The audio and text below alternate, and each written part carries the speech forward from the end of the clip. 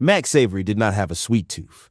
His crew would have laughed him straight out of the station if they knew he spent his lunch breaks in a cupcake shop with pink walls and gold cursive that read Sugar and Flame Bakery. He could already hear the jokes. "Cap, you carb loading again? What, they got protein frosting in now? You got a secret girlfriend who works the register or what?" He could handle the girlfriend part. That was the kind of assumption he let people keep. But the reality stood behind the glass case, sliding trays of cupcakes into neat, perfect rows. Honey brown skin, short crop curls, an easy, quiet smile that did something to Max's chest every time he saw it. Nicholas. Max pushed the door open, the bell chiming overhead. Warm air, sugar, and vanilla wrapped around him, chasing away the faint smell of smoke that always clung to his gear. He'd come straight off a morning trainee drill, bunker pants slung low on his hips, t-shirt damp at the collar. The shop wasn't busy yet, just a mom with a stroller in the corner and an older woman restocking napkins at the coffee station. Nicholas looked up, and a little jolt of recognition in his eyes. "Oh, it's you," hit Max like a blast of heat.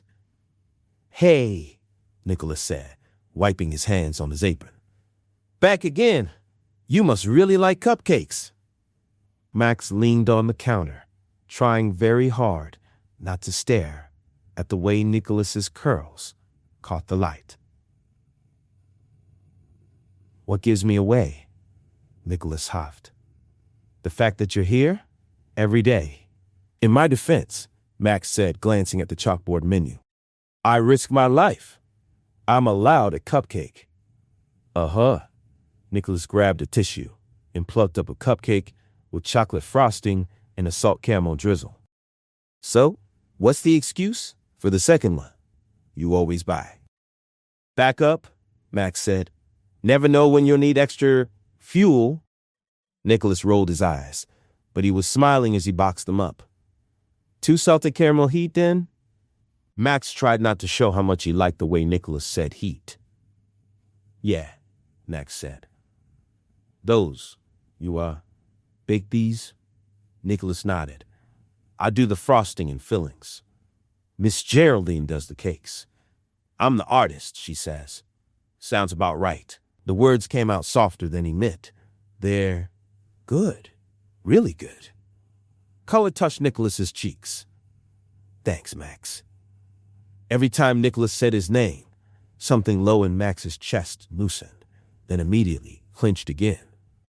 He was too aware of the station logo on his shirt, the way people's eyes followed him when he walked down the street. Firefighters were supposed to be this uncomplicated thing. Heroes. Guys, solid. Not men who woke up some mornings and thought, "Today I can pass.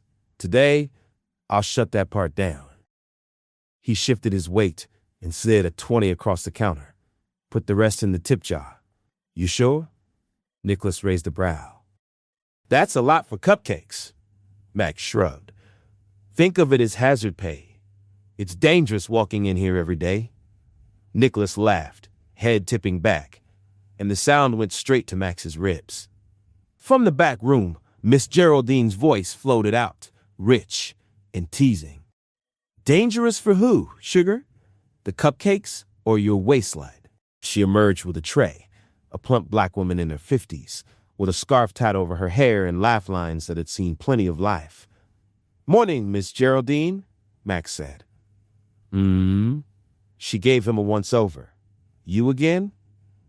6 foot something, shoulders like a linebacker and not a soft place on you.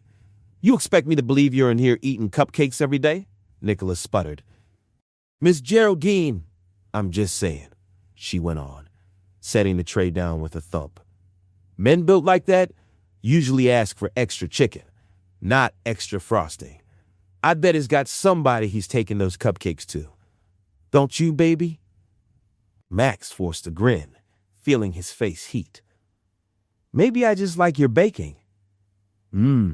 She looked between him and Nicholas, mischief in her eyes. "Or maybe you like our staff." Nicholas slacked a hand over his face. "Miss Geraldine!" Max's heart thudded so hard he was sure they both could see it. He could make a joke, laugh it off, say something about a girlfriend, a wife, some imaginary woman who liked sweets. That was his lane, the one he knew by heart. Instead, the words stuck. Max cleared his throat, instincts battling under his skin. Out at the station, in the bars with the crew, the closet door stayed shut. Safer that way. Easier. It opened on his own terms, with the right people, behind the right doors. Maybe I just liked the view. That earned him a startled look from Nicholas, eyes wide, lips parted just slightly. Miss Geraldine let out a low, delighted chuckle. She said, "Thought so." Max's hand shook just enough that he almost dropped the box. I gotta get back to the station. Stay safe, okay? Nicholas's smile turned softer, almost shy. You too, Max. The bell chimed as he walked out, the weight of what he hadn't said following him back to the truck. By late afternoon, the sky over downtown had turned that weird, hazy gray that meant the weather couldn't make up its mind. Max was halfway through inventory in the bay when the tones dropped. Engine 7, Ladder 7, Battalion 2, respond to reported structure fire, commercial block, corner of Mercer and 8th, multiple calls coming in, possible entrapment. Max's head snapped up. Mercer and 8th, the street where the bakery sat. He didn't even realize he'd said Nicholas out loud until one of the rookies glanced at him, confused. Max shoved his arms into his turnout coat. Move! Let's go! The ride over was a blur of sirens, horns, and the dispatcher's voice in his ear. Be advised, PD on scene, reporting heavy smoke from a vacant storefront across from Sugar and Flame Bakery. Possible civilian attempting entry. Repeat, possible civilian inside. Max's stomach dropped. A vacant storefront. The one across the street. Damn it, he muttered, fingers flexing restlessly on his gloves. Nicholas had mentioned the old man once, just a passing comment between cupcakes. That building across the street, there's this older guy who stays in there sometimes. Mr. Eddie, he talks to the pigeons like they're his kids. Max, you good? His lieutenant asked over the engine noise. Fine, Max lied. The closet door in his chest slammed open and shut, useless. All he could see was Nicholas, flour on his apron, laughing while Miss Geraldine teased him. They turned the corner, and fire painted the world orange. The vacant storefront's second floor belched thick black smoke. Flames licked out of a broken window, greedy and fast. Glass glittered on the sidewalk. People had gathered behind the police tape, the usual crowd of phones and worried faces, but Max's eyes went straight to the spot in front of the bakery. The shop itself looked intact, windows closed, lights off. A closed sign hung crooked in the door, but Nicholas wasn't outside. Hydrants there and there, the lieutenant barked as they rolled to a stop. Max, you're on search with me. They said someone went in after a squatter. Even with the mask on, Max swore he could taste fear. Nicholas had smelled the smoke before he saw it. He was halfway through wiping down the last table when the faint, acrid scent threaded through the sweet weight of sugar and butter. At first, he thought it was the oven, maybe a tray forgotten, something burning. But the ovens were off. He glanced toward the front. Outside, people were running, grim-faced, a tight knot of bodies forming across the street. Nicholas! It was Geraldine called from the back. You smell that? Yeah, he said, heart starting to race. He grabbed the front door, pulled it open, and heat rolled over him like a wave. The vacant building across the street was on fire. For a split second, he just stared. Flames clawed at the second-story glass. Smoke pushed out in slow, suffocating curls. Mr. Eddie, he whispered. He didn't think. He didn't weigh it. He just moved. Nicholas! Miss Geraldine's voice sharpened as he stepped outside. Where you going, boy? The old building, he said, already jogging into the crosswalk. Mr. Eddie's in there.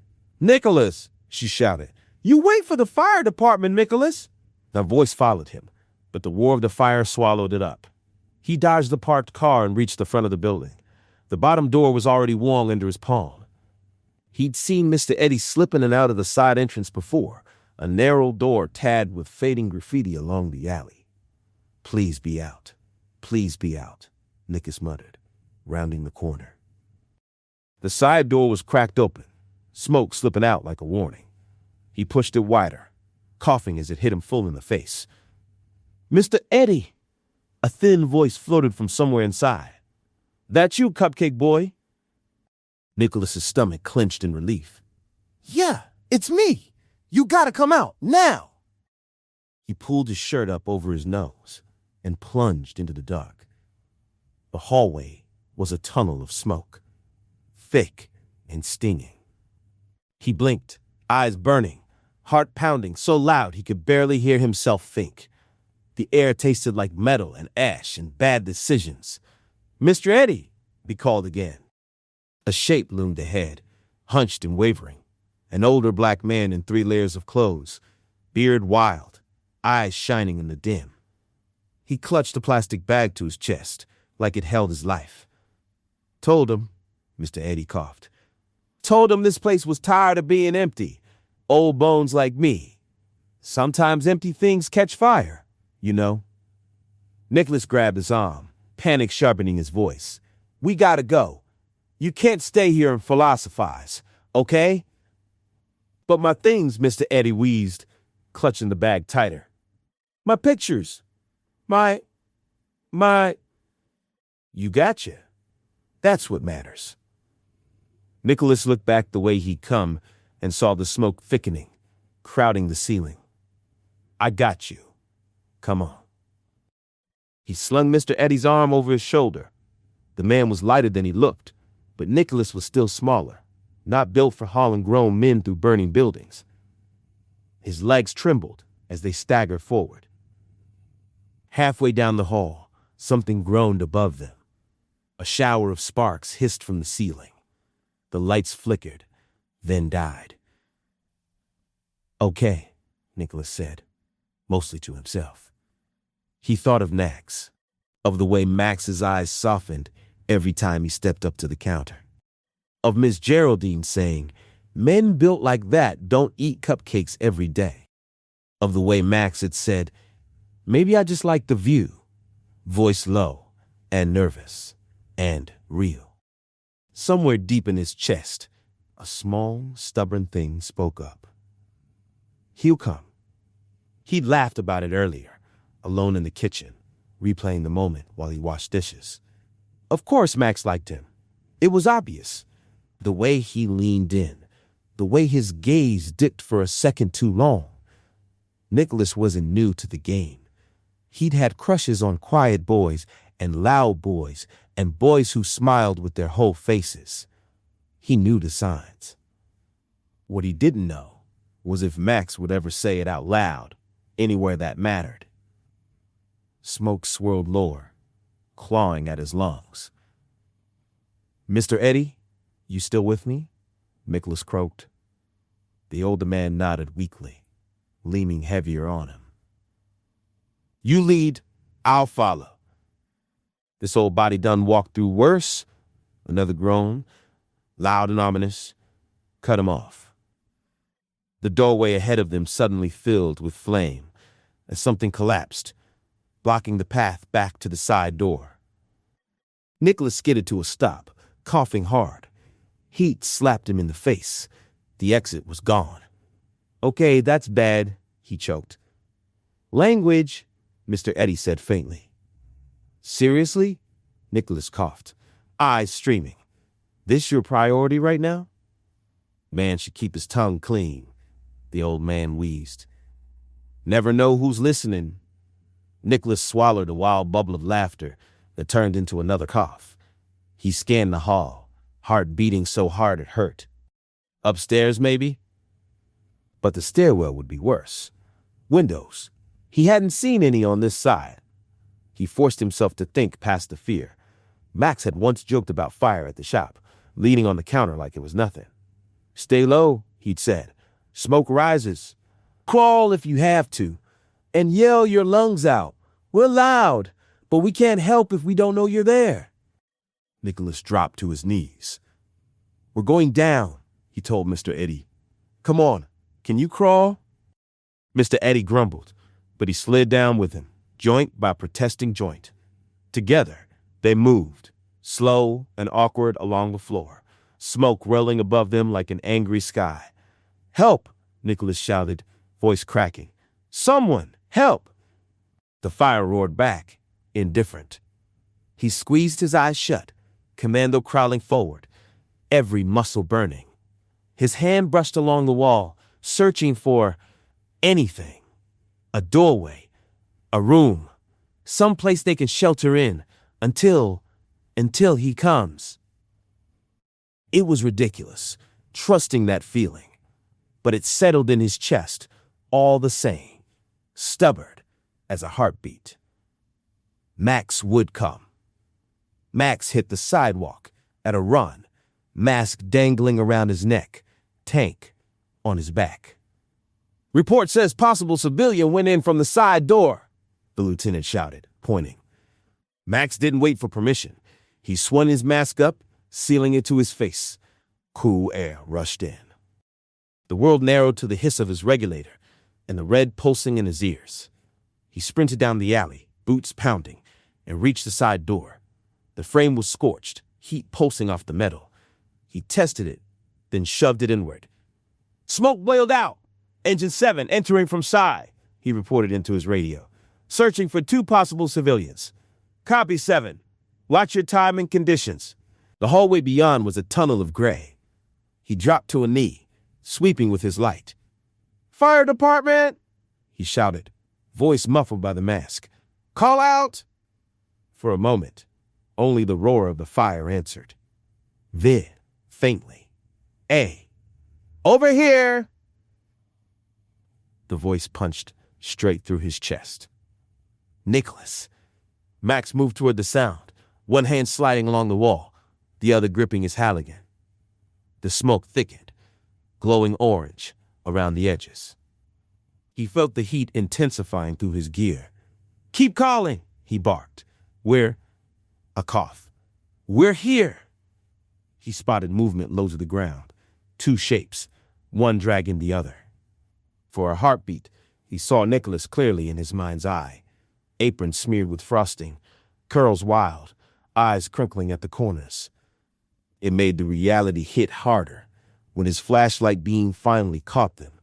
Nicholas on his knees, face smeared gray with soot, one arm wrapped around an older man who looked small and frail in the heavy smoke. Nicholas looked up, eyes wide, above the makeshift mask of his t-shirt. Relief broke across his features, like sunlight cutting through storm clouds.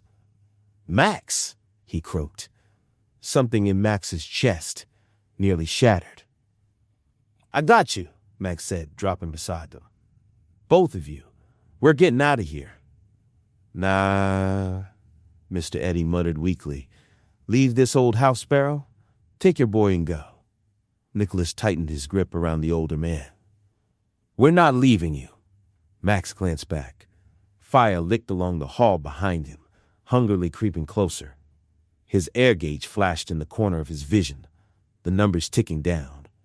Not dangerous yet, but not generous either. They had a window, a small one. "Okay," he said, making the decision with the kind of clarity that only came in burning buildings. "Nicholas, I'm gonna get him up first. You stay with me, hand on my coat. We're going low, back the way I came. You hear me?" Nicholas nodded, exhausted but steady. "Yes, sir." The "sir" hit Max wrong and right at the same time. He shoved it down. He hooked a hand under Mr. Eddie's arm and hauled him over his shoulder in a rough fireman's carry. The old man was light, a bundle of bones and stubborn faith. "Hang on, sir," Max said. We're gonna take a little ride. Didn't know I'd be getting carried out by a fire angel today, Mr. Eddie rasped near his ear. You sure you real? Nicholas snorted, then coughed, following close as they started back. Max kept his body between them and the hottest part of the fire, moving as fast as he dared. Stay low, he reminded Nicholas. Hand on my coat. Don't let go. Nicholas's gloved fingers curled in the back of his turnout, a small, fierce grip. It felt like a promise. The hallway seemed twice as long on the way out. Heat gnawed at his gear. The radio crackled in his ear with distant voices. Conditions worsening on the second floor. Command, we have fire through the roof. All interior crews, watch your time. Max pushed harder. At last, the doorway loomed ahead, a rectangular promise of lighter gray.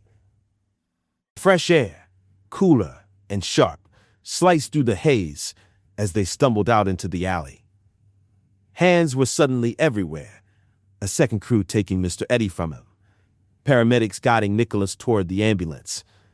The roar of the fire became background noise, replaced by sirens and shouted commands. Max yanked off his mask, lungs drinking in the smoky afternoon air. His face was soaked with sweat. His hair stuck damply to his forehead. He turned, scanning the chaos until he found Nicholas again. Nicholas sat on the back step of the ambulance, an oxygen mask over his face, blanket draped around his shoulders. The soot on his skin made his eyes look impossibly bright. He was staring at Max like he was afraid that if he blinked, Max might vanish. Cap, you okay? Someone called. Yeah, Max said, not looking away from Nicholas. I'm good. He walked over, boots crunching glass, world narrowing down to the boy on the ambulance step. Nicholas lowered the oxygen mask, ignoring the medic's protest. You came, he rasped, voice rough but steady. Max huffed out a disbelieving laugh. Of course I came. You ran into a burning building, Nicholas. Do you have any idea how many ways that could have gone bad? 2 people came out instead of none, Nicholas said. Feels like it went okay. Max repeated, exasperation and relief twisting together. You scared the hell out of me. He hadn't meant for that last part to come out so wrong. The medic took an awkward step back, suddenly very interested in the contents of his trauma bag. Nicholas blinked. You were scared? Yes, Max said. The closet door in his chest was hanging off its hinges. There was nothing left in him for half-truths. I was terrified. I pulled up and saw that building burning, and all I could think was, his voice cracked for the first time. He swallowed hard. Was that I might never get to tell you how I feel? That I've been walking into that shop every day, hiding behind cupcakes like a coward, and I'd lose my chance. Nicholas watched him, expression softening with every word. Max dragged in a shaky breath. I should have told you sooner. I like you. A lot. And not just as the guy who makes the best cupcakes I've ever had. As the view? Nicholas's mouth curved. Max let out a strangled laugh. Yeah, as the view. As the guy I think about on shift, when it's quiet. As the guy I wanted to ask out, but only when I knew it wouldn't blow up my whole life. He hadn't meant to say it that bluntly, but there it was, the truth, raw and helpless, in the open air. For a long moment, Nicholas just looked at him, the chaos of the fire scene reflected in his eyes. Then he reached out, fingers brushing soot off Max's cheek, thumb lingering along his jaw. Max, he said quietly, I already know. Max stared. You? What? You were not subtle, Leek said, eyes crinkling despite the exhaustion. The tipping, the compliments, the way you looked at me like I was the only person in the room. Miss Geraldine kept making fun of you every time you left. Nicholas reached for his hand into the blanket, fingers warm and steady. "And for the record," he said, "I like you too. Been liking you. I just figured you'd say something when you were ready. Closet doors open and close, right? I'm not here to force them. His voice went softer. "I guess I trusted you'd come when it counted." Max's throat tightened. The world around them was still warring, hoses blasting, radio squawking, but right here, in this small, soot-stained circle, everything felt suddenly very still. "I did," Max said, "and I will. I don't know how to be out in every part of my life yet, but I know how to be honest with you." He squeezed Nicholas's hand. "If you'll let me." Nicholas searched his face, like he was looking for something, some hidden layer. Whatever he found made him smile, slow and real. "I'm not asking you to rush," he said, "just asking you to show up, like you did today." "I can do that," Max said. "I want to do that." Nicholas's fingers tightened around Max's, thumb tracing small circles over his knuckles. "So," he said softly, "you gonna kiss me? Or you just gonna stand there being pretty and heroic?" Max laughed, shaky and incredulous. "Is this really the place? There are like 100 people around." Nicholas tipped his head. "You worried about your closet, firefighter?" Max thought about all the times he ducked behind jokes and half-truths, about the way his heart had nearly stopped when he thought Nicholas might be gone, about Mr. Eddie calling him a fire angel as he hauled him through the smoke. He thought about what mattered most. Slowly, he leaned in. "I'm worried," he said, voice low, "that if I don't kiss you right now, I might regret it for the rest of my life." Nicholas's eyes softened. "Then don't." Max closed the distance. The kiss was nothing like the frantic, messy thing he'd imagined in the dark of his apartment. It was slow and sure. Nicholas's lips, warm and a little chapped from the heat, tasting faintly of smoke and sugar. The world didn't stop, but it shifted, just enough, sirens and shouting blurring into a distant hum. When they broke apart, Nicholas rested his forehead against Max's, breathing a little easier. "You're gonna have so many cupcake jokes thrown at you," Nicholas murmured. Max smiled. "Worth it. And you're definitely not eating 2 a day," Nicholas added. "No," Max said. "From now on, I'm sharing." Nicholas's smile turned luminous. "Good. I like that plan." In the reflection of the ambulance window, Max caught a glimpse of them, soot-streaked, exhausted, hand in hand. Fire still burned behind them, chewing through old, empty beams. But here, in this tiny pocket of aftermath, something new was starting. He didn't know what tomorrow would look like, how he'd navigate the station, or the jokes, or the complicated geography of being out in some places and not in others.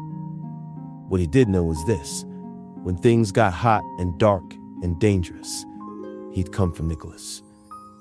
And Nicholas would be there, trusting him, waiting, knowing some risks are worth the fire.